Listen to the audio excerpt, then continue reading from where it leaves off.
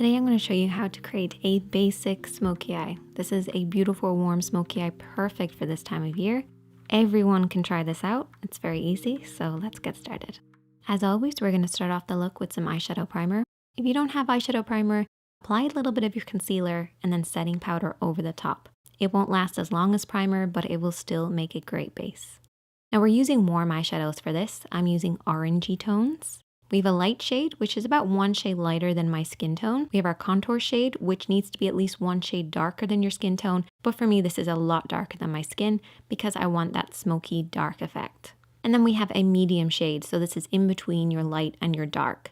This is what is often referred to as a transition shade, or as I like to call it, a mid-tone. And then we have this vibrant orange. This is going to be a great blending shade, and I like to refer to this as a fade shade. And you will also need two brushes, a pencil brush and a blending brush. If you don't have a pencil brush, you can always use a Q-tip or a sponge tip applicator, but you do need to have a good blending brush if you want to do a smoky eye. So we are going to start off with the medium shade, which is the mid-tone or transition shade. We're going to sweep this over the eye using our blending brush. So grab your blending brush, pick up a little bit of product, and we're going to start on the outer edge of the eye and work this over and back, slightly onto the lid and then into the crease of the eye.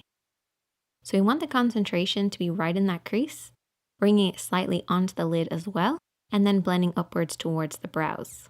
So pick up a little bit of product, build this up as you go, making sure that every time you press the brush onto the lid, you're starting on the outer edge. Anywhere you put your brush down first will give you the most amount of product. So you want to start on the outer edge and then blend in.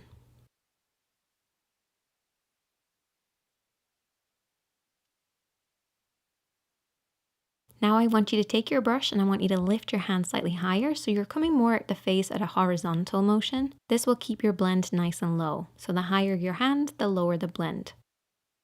Also, you want to keep within these blending points. If you haven't seen it already, I did an in-depth video all about eyeshadow, which I will link in the description box and at the top of the screen. But for those of you who have already seen that, this is just a little reminder to keep within your points. Now we're going to take our dark shade and we're going to take that pencil brush. And as you can see, I've only coated the edge of one side of the brush because we're going to be stamping this onto the lash line.